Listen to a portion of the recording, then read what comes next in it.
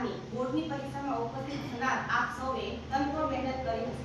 હવે પરીક્ષા ખંડમાં પ્રસન્ન મનથી અને સફળતાના ભાવ સાથે આપ પરીક્ષા આપો અને શ્રેષ્ઠ સિદ્ધિ હાંસલ કરો એવી આપ સૌને શુભેચ્છા પાઠવીએ છીએ। તાજેતરમાં જ આપણા લોકલાડીલા વડાપ્રધાન શ્રી નરેન્દ્રભાઈ મોદીએ પરીક્ષા પે ચર્ચા 2026માં ખૂબ સુંદર વાત કરી છે। તેમણે આપણને સમજાવ્યું છે કે પરીક્ષા એ જીવનની કસોટી નથી પણ તૈયારીની કસોટી છે। માનનીય વડાપ્રધાન શ્રીએ આ વર્ષે ખાસ ભાર મૂક્યો છે કે પરીક્ષાને યુદ્ધ નહીં પણ ઉત્સવ માનો। જ્યારે તમે તણાવ મુક્ત રહીને પરીક્ષા આપો છો ત્યારે તમારી ક્ષમતા બમણી થઈ જાય છે।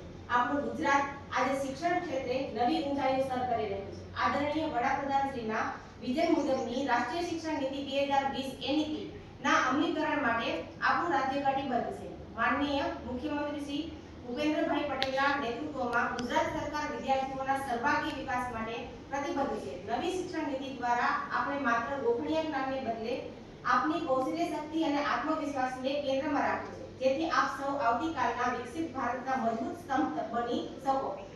વિદ્યાર્થી મિત્રો, યાદ રાખજો કે કઠોર પરિશ્રમનો કોઈ વિકલ્પ નથી। માર્કશીટની ટકાવારી કરતાં આપની મહેનત અને હકારાત્મક અભિગમ વધુ કિંમતી છે। પરિણામ શું આવશે એવા ડર વગર શાંત મનથી અને પૂરા આત્મવિશ્વાસ સાથે પરીક્ષા આપવી। આપની સાથે આપના માતા પિતાના આશીર્વાદ અને આપના શિક્ષકોનું માર્ગદર્શન છે।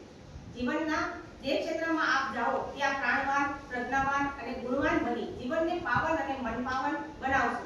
આપ સૌ રાષ્ટ્રના અનમોલ રત્નો છો। જીવનમાં તેઓને કેળવી, શુદ્ધિ અને સત્યતાને જાળવી સફળતાની કેળીને કંડારો એ જ આપની પાસેથી કામના રાખીએ છીએ। આપના જેવા આત્મવિશ્વાસુ વિદ્યાર્થીઓ પર સમગ્ર ગુજરાતને ગર્વ છે। આ વર્ષ આપના જીવન માટે ખૂબ જ અગત્યનું છે। આ પરીક્ષામાં આપો જ્વલંત સફળતા પામો અને આપના પરિવાર તથા આપના ગુજરાતનું નામ રોશન કરો એવી અંતઃકરણપૂર્વક શુભેચ્છાઓ પાઠવીએ છીએ। રાજ્ય કક્ષા મંત્રી રીવાબા જાડેજા।